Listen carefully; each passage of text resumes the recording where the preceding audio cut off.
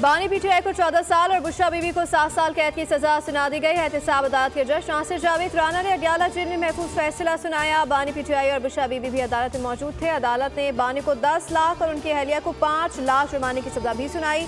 Al-Qadir university को सरकारी तहवील में लेने का हुक्म भी दिया। जुर्माने की अदम अदायगी की सूरत में बानी पीटीआई को मजीद 6 और बुशरा बीबी को 3 माह सजा काटना पड़ेगी। फैसला सुनाए जाने के बाद बुशरा बीबी को कमरा अदालत से गिरफ्तार कर लिया गया। अदालत ने केस का फैसला 18 दिसंबर 2024 को महफूज किया था।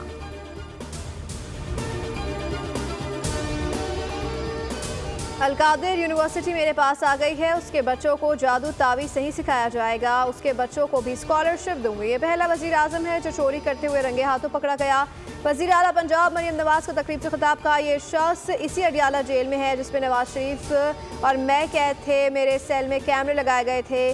जेल में एक वक्त का खाना दिया जाता था। अच्छी बात है कि मेरा वजन कम हो गया। मुल्क को इंतशार और फसाद नहीं, अमन की ज़रूरत है। नौजवान सोशल मीडिया पर आंखें बंद करके यकीन न करें। जिन्हें बरगलाया गया वो बच्चे आज जेलों में हैं।